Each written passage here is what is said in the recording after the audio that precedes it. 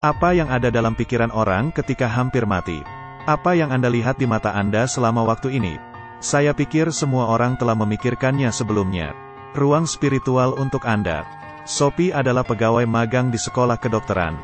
Dia menyaksikan banyak orang berkeliaran di ambang kematian. Dia penasaran dengan perubahan di otak saat sekarat. Jadi saya memutuskan untuk bereksperimen pada diri saya sendiri. Dia menemukan dua hal. Kolega sendiri membantu percobaan ini. Seorang pendamping diperlukan untuk menyuntikkan anestesi terlebih dahulu.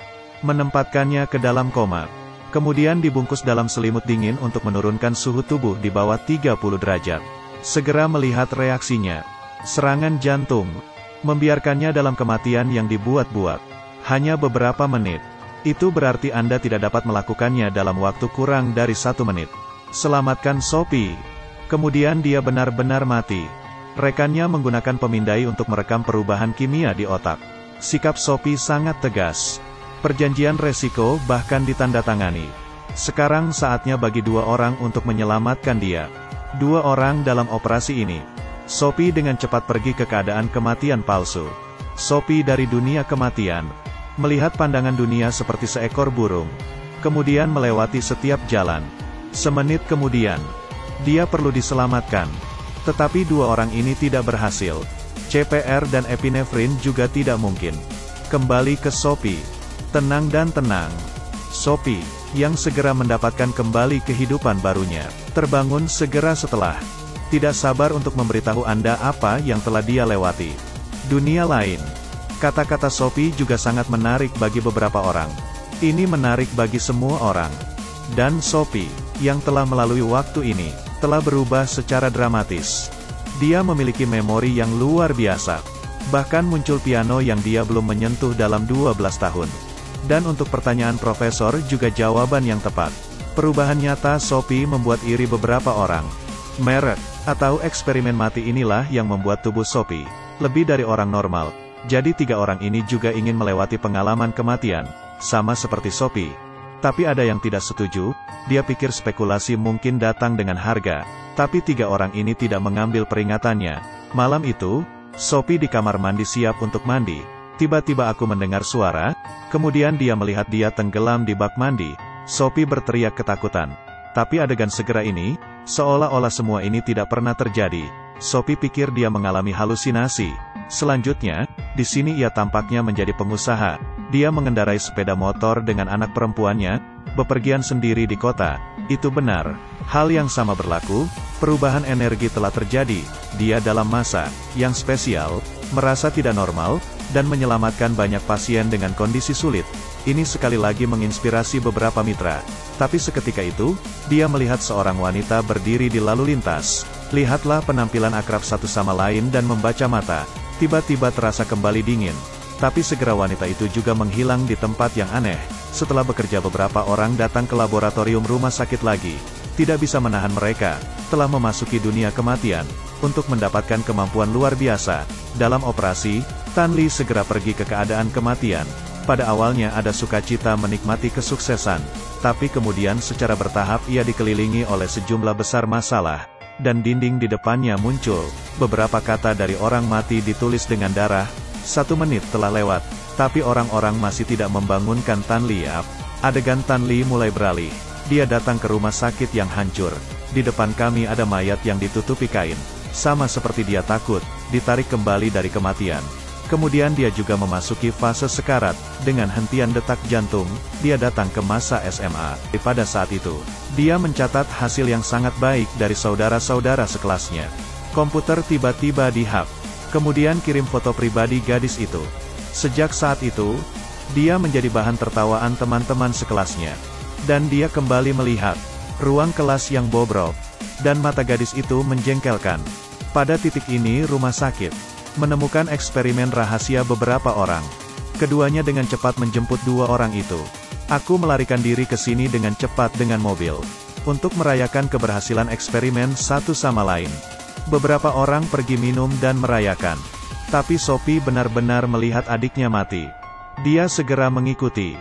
Dan segera memasuki ruang paralel lain. Di sini dia melihat kecelakaan mobil tahun ini. Ketika dia mencoba untuk melihat dengan jelas apa yang sedang terjadi. Satu tangan tiba-tiba menepuk, membawa Sophie kembali ke kenyataan. Tan Li juga mengatakan kepadanya bahwa dia telah bertemu sebelumnya. Seorang pasien tersengat ubur-ubur. Tapi karena kesalahan mereka sendiri, hal ini mengakibatkan kematian pasien akibat overdosis. Dan di dunia kematian palsu hari ini, dia melihat pria itu lagi, juga bersalah. Dia kalah. Tampaknya sesuatu yang aneh telah terjadi pada semua orang. Setelah karnaval, ia kembali ke kapal pesiar mewahnya. Aku melihat seorang wanita menangis terbaring di tempat tidur. Tapi ketika dia berbalik, seorang wanita hilang. Kemudian datang tangisan bayi dari belakang sofa. Dia dengan cepat membuka sofa. Tapi aku tidak menemukan apa-apa. Sementara itu Sophie meringkuk di sudut, bersiap untuk merekamnya di ponselnya. Lampu di kamar tidur belakang meredup. Sophie memberanikan diri untuk berjalan. Aku melihat adikku mati oleh cahaya lilin. Ada sesuatu yang tertulis di bawahnya. Mata adik yang menakutkan. Mati menatap Sophie. Hal ini membuat Sophie merasa takut, dan mencoba untuk keluar dari sini. Tapi adikku tidak bisa mengikuti. Sophie berakhir tanpa jalan keluar, didorong menuruni tangga dan jatuh ke kematiannya. Keesokan harinya kematian Sophie membuat terkejut, takut bertanggung jawab. Mereka memilih diam dan menyembunyikan kebenaran. Untuk mencegah ponsel Sophie terekspos, eksperimen mereka harus membiarkan Tan Li pergi ke kamar mayat, temukan ponsel Sophie, dan menghancurkannya. Tapi ketika siap untuk pergi, beberapa dari mereka melihat pembunuh berdarah. Tan Li yang ketakutan tidak punya waktu untuk takut. Ponselnya tiba-tiba berdering, dan akhir telepon itu ternyata panggilan Sophie padanya. Kemudian cahaya tiba-tiba padam. Dia sangat ketakutan. Tiba-tiba sebuah tubuh muncul di belakangnya. Sedang berdiri di sisinya, dia berteriak ketakutan. Kemudian datang kenyataan, dan saat itulah dia belajar dari hal tersebut. Menatapnya dengan getir lalu kabur. Tapi wanita telah dihantui, dipenuhi dengan kepanikan. Ketika ia tidak bisa memanjat dengan mudah, belati menembus tangan kirinya secara langsung. Setelah peristiwa aneh malam ini, beberapa orang duduk bersama, dan aku memeriksa video ponsel Sophie. Mereka hanya tahu bahwa Sophie telah melihat adiknya mati, mengaku bahwa ia telah membiarkan pelayan kapal pesiarnya mati, tapi dia tidak bertanggung jawab, dan melarikan diri dari itu. Itu membuatnya merasa bersalah selama bertahun-tahun. Tan Yili pikir mereka telah memasuki dunia kematian. Sesuatu yang aneh kembali, aku menemukan mereka atas dosa-dosa yang telah kulakukan. Jika kita tidak menemukan cara untuk memecahkan masalah, jadi cerita Sophie adalah hasil akhir mereka. Kemudian adiknya juga menemukan hal-hal aneh.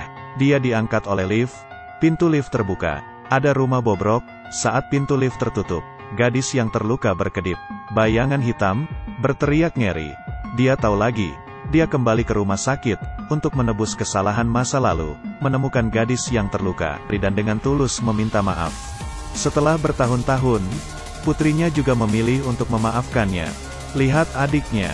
Para siswa juga mulai melihat-lihat. Akhirnya menemukannya. Dia menemukan bahwa dia tidak jatuh. Ini tentang memiliki bayi. Kemudian dengan tulus meminta maaf kepadanya. Dan kelelahan setiap upaya untuk membantu ibu dan anak mereka. Pada saat yang sama, Tan Li ingin minta maaf lagi atas kematian palsu dan almarhum. Tapi ketika beberapa orang menemukan Tan Li di laboratorium, dia telah meninggal selama hampir 1 menit. Jadi mereka bergegas untuk menyelamatkannya. Dan saat ini di dunia kematian Tan Li mencoba minta maaf kepada pasien. Tapi laki-laki tidak menerimanya. Dan mencekiknya keras. Dan mendorongnya ke ruangan gelap. Orang itu mengajarinya untuk menekan air. Tan Li juga berangsur-angsur mati lemas. Pada kenyataannya, lihatlah Tan Li, yang benar-benar tidak bernyawa. Beberapa orang putus asa tetapi mereka tidak menyerah. Suntikan adrenalin langsung ke jantung Tan Li. Sophie muncul di sisinya di dunia kematian. Dan terus-menerus membujuknya. Biarkan dia penuh penyesalan. Untuk menghadapi kesalahannya sendiri dengan berani. Akan menyelamatkannya. Tan Li baru saja berjuang keluar dari kematian. Setelah melalui ini, dia akhirnya memilih untuk mengambil inisiatif ke dekan. Akui kesalahan yang dia buat tahun itu. Filmnya berakhir di sini.